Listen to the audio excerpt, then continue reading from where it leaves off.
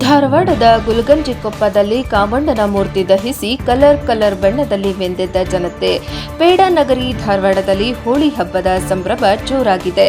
ಹೋಳಿ ಹುಣ್ಣಿಮೆ ಹಬ್ಬದ ಪ್ರಯುಕ್ತ ಗುಲಗಂಜಿಕೊಪ್ಪದಲ್ಲಿ ಕಾಮಣ್ಣನ ಮೂರ್ತಿ ದಹಿಸಿ ಜನರು ಬಣ್ಣದಲ್ಲಿ ಮೆಂದೆದ್ದರು.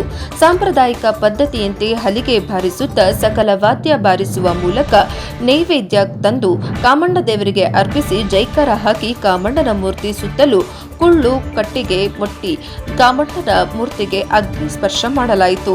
ಕಾಮಣ್ಣನಿಗೆ ಅಗ್ನಿ ಸ್ಪರ್ಶವಾಗುತ್ತಿದ್ದಂತೆ ಗುಲಗಂಜಿಕೊಪ್ಪದ ಯುವ ಸಮುದಾಯ ಸೇರಿದಂತೆ ಚಿಕ್ಕ ಮಕ್ಕಳೆಲ್ಲರೂ ಬಣ್ಣದೋಕುಳಿಯಲ್ಲಿ ಮಿಂದೆದ್ದು ಸಂಭ್ರಮಿಸಿದರು.